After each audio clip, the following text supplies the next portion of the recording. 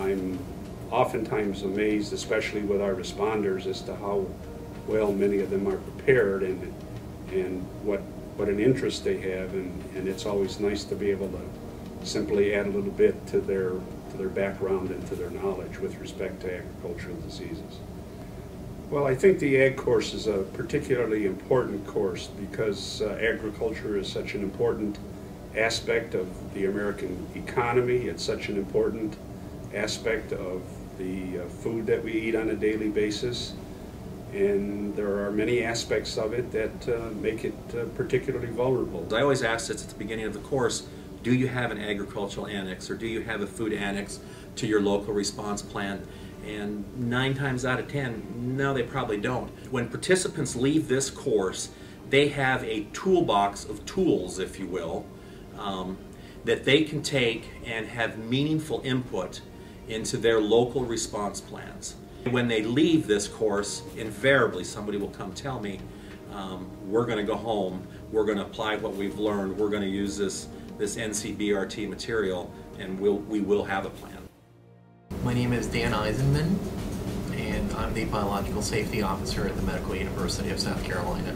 Well, that class helps introduce people to how to develop response plans and implement them in the event that there's an agricultural disaster with infectious agents or contamination with chemicals. Anytime you take anything with agro-terrorism, it's a good class to take because it's something we don't really deal with. We don't think about it. Every time we go to Burger King or wherever, you never think about some of the things that you take in your body. I mean, the more you get into this type of courses, you just get to know some of the instructors from LSU, and these instructors are awesome. They have awesome backgrounds, and they're definitely, they know their stuff.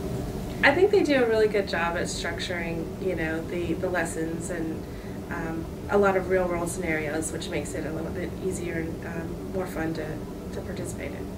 This map and the toys, if you will, or the figures, allow the participants to make this scenario come to life. In other words, they can sit here at the table and they can see that when this quarantine zone is drawn on the map, those things inside the quarantine zone can't leave the quarantine zone. They can get a feel for how you have to, the equipment needed to depopulate, how the ambulances and those sorts of things, the equipment that's in the quarantine zone once it's established, cannot necessarily leave the quarantine zone without going through decontamination and that sort of thing. And additionally, the quarantine zone as it goes through the town is going to have a significant impact on how business is done in this area, and whether people can come in and out or go to an elementary school and those sorts of things. So it makes the scenario come to life on a table. The scenarios would be very helpful. Living through something makes you more knowledgeable about it. I have liked the course so far as it relates to just building your knowledge on what can happen in an agro-terrorism type environment. The instructors are very helpful. They have a great deal of expertise in the field. So not only are they familiar with the textbook knowledge, but they also have a lot of real-life experience that is beneficial. I feel that I've learned something, and I'd like to think that the same thing applies to the students, that they walk out here and say that they now know something that they didn't know before. And we often hear from them as instructors that they never fully really appreciated the role that agriculture plays in our lives. They simply have taken for granted, and I think we've given them a new perspective, not only of agriculture, but the potential dangers in how vulnerable we are from an agricultural perspective.